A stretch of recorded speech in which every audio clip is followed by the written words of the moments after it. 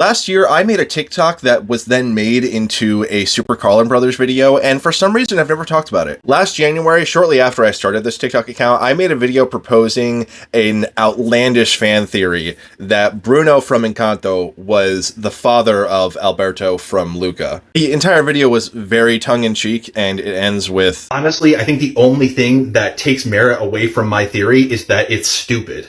Of course, very few people finished the video before leaving their scathing comments saying how wrong I was. In a way, the video was sort of satirizing like crazy fan theories that are incredibly reaching in order to try to connect two stories that have nothing to do with each other, not unlike the content that Super Carlin Brothers makes, which is why I tagged them and said, I have a theory for you. I honestly didn't think much was going to come from it, but then like a day and a half later, they saw the video and commented on it, and then Ben DM'd me and asked if they could use my theory for a video. And I was obviously cool with them just using the theory, but at the time, I was living in Covington, Virginia, which is about an hour north of Roanoke, which is where the Carlin Brothers are based. So I offered to come down to their office and make like a brief cameo, maybe playing off the fact that my name is also Ben. But by the time he saw my response, they had actually already shot the video. Like, they had fully researched and scripted and shot the video in like 36 hours. So the video goes up the next day. They give me a shout out. Right out of the gate, I want to give a huge shout out to Ben Stanley, aka How've You Been, over on TikTok for sending us this theory. Great name, by the way, dude. Easily top 1 name. And my follower count actually doubled in just a couple days.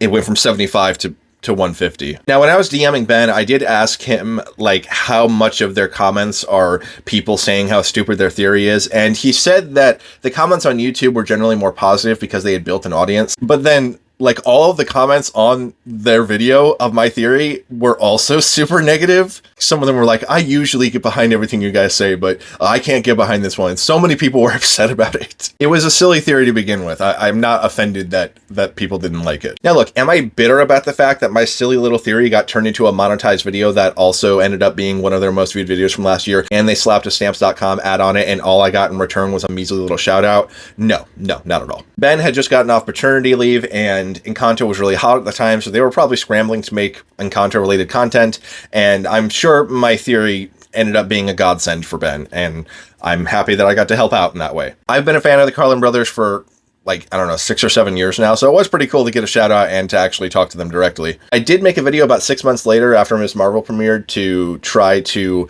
tie in Bruno from that show as being the same person. It was far more ridiculous so that the sarcasm came off a little bit more. That video didn't do as well. But I do have that feather in my cap, and I've also decided that Ben owes me one favor.